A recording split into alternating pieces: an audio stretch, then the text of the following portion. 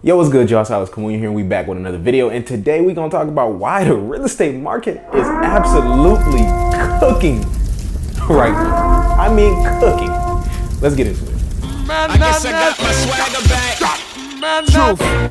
Yo, so the other day I was having a conversation with my real estate agent, and she was telling me how right now in my local market in San Antonio, Texas, as of right now, if you are not coming to offer $20 to $30 to possibly $50,000 above the asking price on a lot of these properties, then you more than likely have no chance at getting a property. So pretty much if you are not coming with that bag, I don't even know what to tell you. Better luck next year. Better luck when the market changes, because right now we are in a stupid hot seller's market. We've really been in a seller's market for about the last decade, really ever since about 2012, honestly, 2011.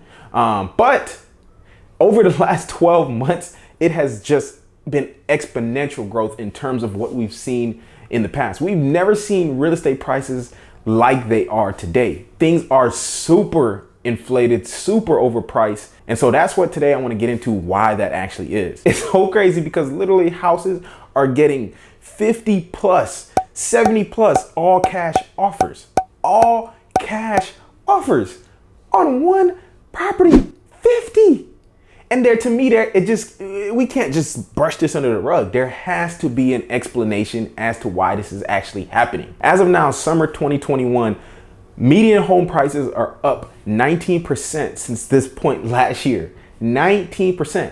The median price of a home right now is $346,000. That is an all-time high. By definition, a seller's market is whenever there is more demand for homes than there is inventory, right? Supply and demand, basic fifth grade economics, right? Supply is low, demand is high. It creates a super hot seller's market, which we've been riding on for the last decade, right? So what I'm gonna get into is 5 reasons why I believe we're actually in these market conditions that we're in today. So reason number 1, I just kind of touched on this one, but I'm gonna go a little bit more in depth, right? It goes back to supply and demand, right? Right now, in many parts of the country, many of the major cities are seeing less inventory than they've ever seen in the history of ever selling real estate. In April of 2021 last year, there was 1.46 million homes on the market. 1 year later, April of 2021, there was only 1.16 million homes on the market. Think about that. Typically in a neutral market, right? Neutral meaning in which it's not a buyer's market or a seller's market. It's usually always going to be one or the other. But typically in a more balanced market, the supply that's available is enough to meet the demand that's out there. Right now, the supply of 1.16 million homes, which is 300,000 less than what was already there last year, is not enough to meet the demand of many people that are trying to buy houses right now because of interest rates being so low, because of all these other things that I'm going to get into here in this video. Something that's really contributing to this low inventory is also the fact that a lot of the homeowners that are in their houses don't want to sell, or they're reluctant to sell, because if they sell, they don't know where they're gonna go. So even though you can make a lot of money right now, and in fact, it can be tax-free capital gains if you actually have lived in your home for 2 of the last 5 years, still people are reluctant to sell because they're like, yo, I don't even know where I'm gonna go if I sell my house, right? It's crazy because a lot of people that are actually trying to buy, something that I'm seeing that a lot of people actually have to do to even become competitive with their offers is offering a lease back. A lease back is essentially when now you, as the buyer, if you purchase a home, you become the new owner of the home and you essentially lease the home out to the current owners or the sellers, right? And so that they can stay there while they look for a new home. A lot of people have to throw that into their offer and let the current owners stay in the home for probably 6 months just so that they can go find themselves a home. So inventory being so low is a huge, probably the biggest single contributing factor to this fact. So why is inventory actually so low, right? Why is there very few houses that are actually available to buy, right? That leads me into point number 2 as to why this market is in the way it is right now, right? So like I said, a lot of people, are trying to buy homes right now. One big reason because of that is because interest rates are so low. So my second reason as to why the market is so freaking hot right now is because of the monetary policy within the United States, right? So what is monetary policy? Monetary policy is just how the governing body of the money supply controls the amount of money in circulation and those kind of things, right? So the Fed essentially can control the circulation and the supply of money. So typically what happens is whenever there is a market downturn or any sort of recession, the Fed can come in here and manipulate the market, right? That's just what they do. So how can they do that? There's really two ways.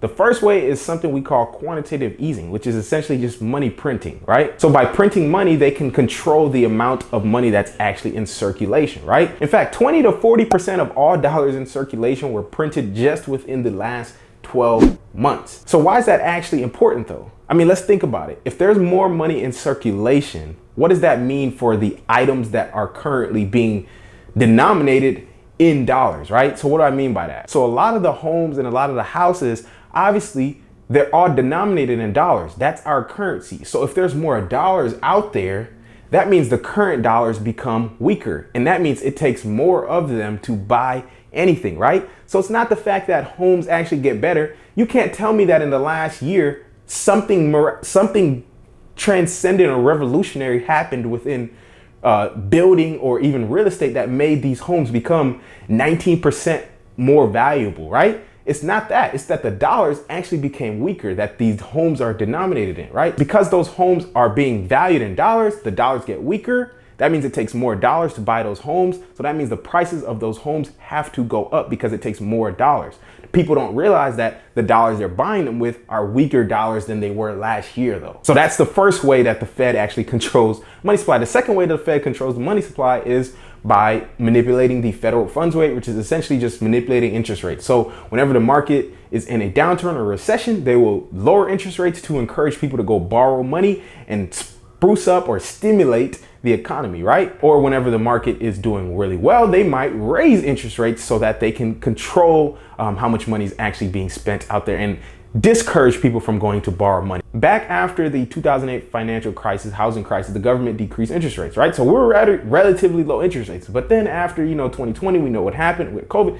Then we decreased interest rates again. And what does that do? People see that interest rates are low. They're like, oh, cool. It's a good time to go borrow money. So if you still have a job and you're still making income, then it's a great time to go borrow money because that money you're going to borrow is very, very, very cheap. So what does that mean? People now can afford more house, right? Because if my mortgage interest rate is only going to be 2% as opposed to 4%, that means the bank would lend me more money, or I could qualify for more money because now more of my dollars are going to be going to the actual value of the property as opposed to paying back interest on that loan, right? So that means I can qualify for a bigger or a more expensive home. So people now can buy more house essentially. So that means that's driving up prices as well. So that's the second reason that things are so hot right now. Monetary policy means the feds are keeping interest rates low and that there's a lot of money currently in circulation, which is devaluing dollars tremendously. The third reason that things are so hot right now is because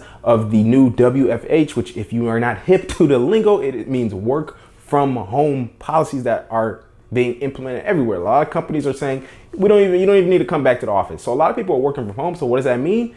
They're moving from the city, moving further away from where their offices were, into the suburbs, right? Into places where they actually want to buy homes. So that's encouraging people to go buy more homes, right? And this is also causing real estate prices to get even stupider in certain areas, right? So in the South right now, Texas, Florida, especially, people are coming from California and from, the Northeast, New York, and they're coming down here. They're selling their houses in California and in New York for millions of dollars. And they're coming down here and they're buying houses in cash. So you might sell a $2 million property in California, come here with a $600,000 proceed and buy a similar house for $500,000 in cash. So my fourth reason as to why real estate is so stupid hot right now is because of increased building costs. So once the pandemic began, there were a lot of really pandemic related supply chain disruptions, right? Because a lot of materials and things like that were getting imported from other countries, a lot of that kind of stuff got disrupted just due to the pandemic. So that means that the stuff that did come was going to be a lot more expensive. Most people saw how much lumber prices actually increased from May of last year to May of this year. There was a 300% increase in the price of lumber. This actually, think about this. This is crazy.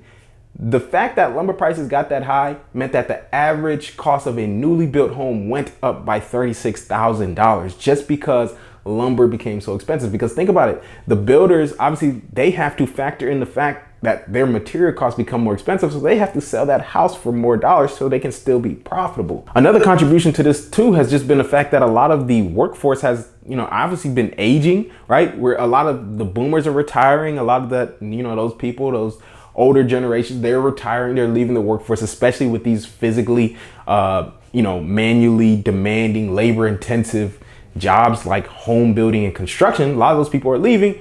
And, a lot of the young people now, especially with obviously stimulus and all those things that have been happening, a lot of people aren't going to work in these fields too, just because many of these people, you're getting more by sitting at home than you were actually working. So why am I going to go work when the government is going to pay me more than I was actually getting from actually working? So that means that employers had to pay the people that actually were working more, because now they might have to work more hours to cover for the shortage of labor from everyone else. So when you're building a house, or you're a flipper, an investor, and you're going to be reselling a house that you just renovated, obviously you have to take all these things into consideration in your numbers so you can still be profitable. So you have to price your property at a higher price. So my last reason as to why real estate prices are so hot right now is because new comps are getting set every single day. Record-breaking comps are getting set every single day, which essentially is creating a self-annihilating prophecy.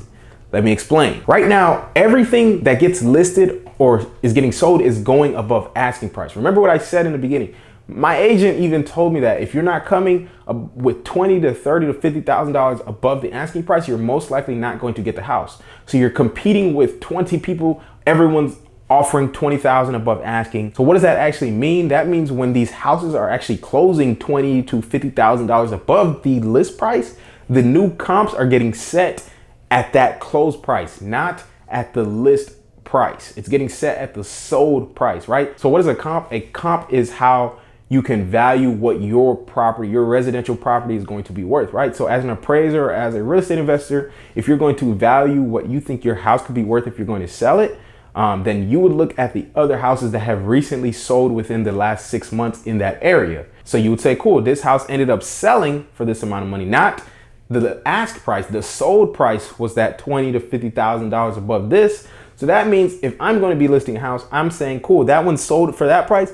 I can list mine at least at around that sold price, not at that ask price, right? So for example, let's say there's a house that gets listed for $399,000, right? But remember, demand is so high that people are still going to go above asking. So let's say that it sells for $475,000, $76,000 above the asking price, right? So anyone that's going to list a house after me, they would look back and they'll say, okay, cool, that house sold for $475. They were asking $399, but it sold for $475. So it's probably worth closer to $475. So I'm not going to price my house at $399. I'm going to price it at $475. But think about what actually happens then.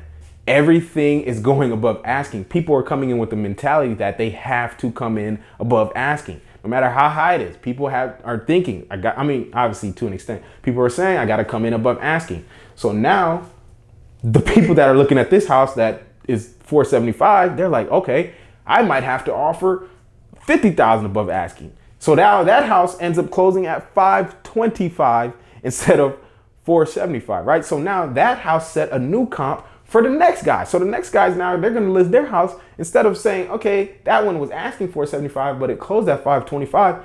I can list my house at $525.